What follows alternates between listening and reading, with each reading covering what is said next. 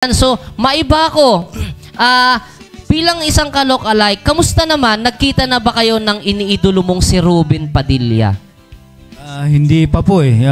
Yun po sana yung gusto kong mangyari. Magkita po kami. Ayan, ni Idol Robin Padilla. Ayan, gusto mo ba? Oo, gusto ko po. Oo, kausapin mo sa camera natin si Mr. Robin Padilla, ang senador natin. Idol Robin Padilla, at sana magkita tayo soon. Sana makapagpa-picture man lang. Idol na idol po kita. Kaya po, ito po, ginagaya po kita. Ayan. Ito po yung patunay na idol na. Mula bata po ako, idol ko na si Robin Padilla. Ayan, bata po ngayon, talagang napapasabak ako sa mga trouble eh. Oo. Ayan, kasi yung ginagaya ko, astig eh. Oo, Papatrouble kami lagi. Bad boy talaga. Bad boy eh. Oo. Pero simula po nang nag-shooting yung Basta't Kasama Kita, nagkita na po kami, kaya lang maliit pa po. 10 years old. Doon sa amin sa Lilac, yung Basta't Kasama Kita, partner si Judian Santos. Yeah. Oo, napanood ko yon. Doon po ako nagbago kasi nakita ko po eh, mabait po pala. Akala ko po pala eh, talagang bad boy sa ano eh. Yung nakita ko po yung mga, yung parang mga pulubi doon sa ano, sa gilid, bigyan ng mga pagkain, kinamayan niya, niyakap niya yung matatatanda. Talagang napakabait po pala. Akala ko po pala yung bata ko, talagang astig, bad boy.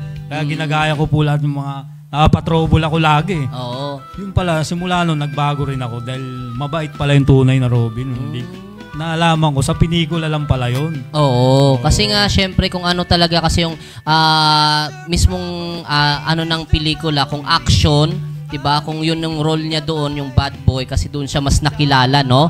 So, syempre, ginagayan yun. Pero pagdating ngayon na nagkaedad ka na, na-discover mo naman na sa loob ng movie, sa pelikula, mas kakaiba pala yung makikita mo sa kanya sa personal niyang intensyon. Napakatulungin at sobra.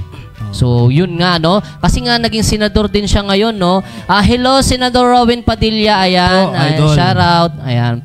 So, isa siyang senador ngayon at marami nga siya natutulungan. May mga batas siyang ipinasa, di ba? So, hindi lang siya basta artista, no? So, ito na yun. Kasi, hindi ka naman nakilala dahil lang sa mga angking kakayanan mo magpasaya sa mga tao sa paggaya sa iniidolo mo. Minsan, meron din talagang mga hindi maintindihan na nangungoment. Ayan, no? So, ito yung tinatawag natin na basher. So, itong mga basher na to, naging apektado ba yung paggaya mo kay Robin dahil ginagawa mo ng mga video, mga nagko-comment na mga negative? Ano yung mga epekto nito sa'yo sa pagbablog mo? Ayan, sobrang nakakatulong po yan mga basher na yan. Kasi yan po yung nagpapatibay at nagpapalakas ng loob natin na para maitama natin yung mga mali nating ginagawa.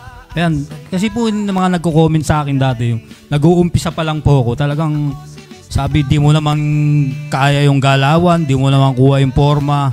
Ayan, doon ko po naisip na mas pag-usayan pa yung mga galaw, forma. Ayan, kaya po yung mga basher na yan, wag niyo pong re-replyan yan ng mga magpasalamat po kayo, mag-guard po kayo. Kasi isa yan sa nakakatulong sa atin na